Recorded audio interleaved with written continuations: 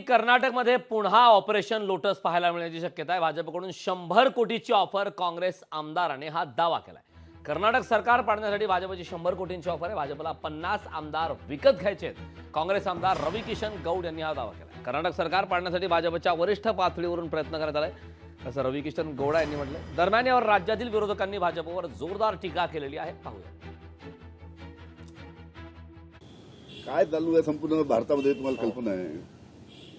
महाराष्ट्रामध्ये सुद्धा operation lotus त्यावेळी इतका भाव नव्हता। इथे एका आमदाराला 50-50 कोटी दिले। उद्धवजी ठाकरेंचं सरकार होतं, आमचं सरकार होतं। एका शिवसेनेच्या आमदाराला 50-50 कोटी रुपये देऊन आमदार फोडले आणि आमचं सरकार पाडलं। आता कर्नाटकामध्ये सुद्धा तसं चालू आहे। आता तिकडे मला वाटते भाव वाढले, आता 100 कोटी झाले।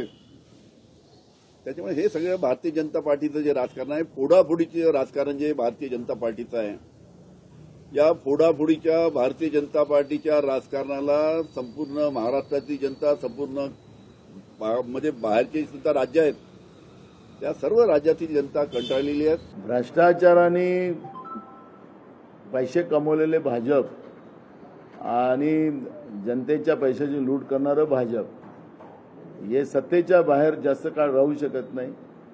त्या भ्रष्टाचाराच्या पैशांनी आमदार खासदार विकत घेणं हे आता ओपनली या लोकांची मानसिकता आहे। हे आता सगळ्यांना कळलेलं आहे। चिवडा पार्टी असलेली भाजप आज भ्रष्टाचाराने पैसे किती कमवलेले हे आता त्याच्यावरून दिसत आहे। आणि 100 कोटी एका आमदाराची किंमत लावतात आहे। महाराष्ट्रात 50 कोटी काहीतरी होता, असं काहीतरी रेट सांगतात आहे। कर्नाटकच्या आमदारांनी यांचं गोपीत फोडलं तर त्या पद्धतीची चर्चा आता ऐकतो आम्ही। पण भाजपजवळ भ्रष्टाचाराचा मोठ्या प्रमाणात पैसा झालेला आहे आणि त्याच्या माध्यमातून लोकशाही विकत घेण्याचा, लोकशाही विकत, आमदार खासदाराला विकत घेणं म्हणजेच लोकशाही विकत घेण्याची परंपरा भारतामध्ये भाजपने जी सुरू केलेली आहे त्याचं चित्र आहे। सत्तेतून पैसा, पैशातून सत्ता हे भाजपचा धंदाच राहिला आहे। यांना स्वबळावर सत्ता मिळवता येत नाही। आतापर्यंत 7 राज्यामध्ये यांनी सत्ता अशाच पद्धतीनं प्रचंड पैशाच्या भरोशावर संपादन केली। इतरांचे पक्ष फोडा, इतरांचे घर फोडा आणि सत्ता मिळवा, सत्तेतून धन मिळवा आणि धनातून सगळे गडगंज संपत्ती मिळवा, हाच त्यांचा धंदा राहिलेला आहे। पण मला पूर्णतः विश्वास आहे की हे सगळे प्रयोग आता यांची लोक चालू देणार नाही।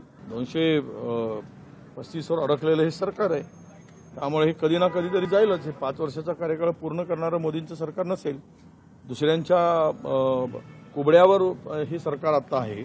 कुणी कितीही ऑफर केली, काय केली ह्यात मला जायचं नाही। पण ज्या प्रकारे कर्नाटकचं निवडून आलेलं सरकार, मध्य प्रदेशचं निवडून आलेलं सरकार, मोदींना येणं केनं प्रकाराने सत्ता टिकवायची आहे। जर जनतेच्या विश्वासाला त्यांनी जर गमावला असेल तर मग आर्थिक व्यवहार करूनच सत्ता टिकवायचा प्रयत्न चाललेला आहे। आणि हे ऑपरेशन लोटस हा काही प्रकार नवीन नाही आहे। आता भारतीय जनता पक्षाचं केंद्रातलं सरकार फक्त ऑपरेशन लोटस करूनच सत्तेत राहील, ते जनमानसामधून पूर्णपणे उतरले। लोकशाही मराठी ऐका, पहा, जागरूक रहा।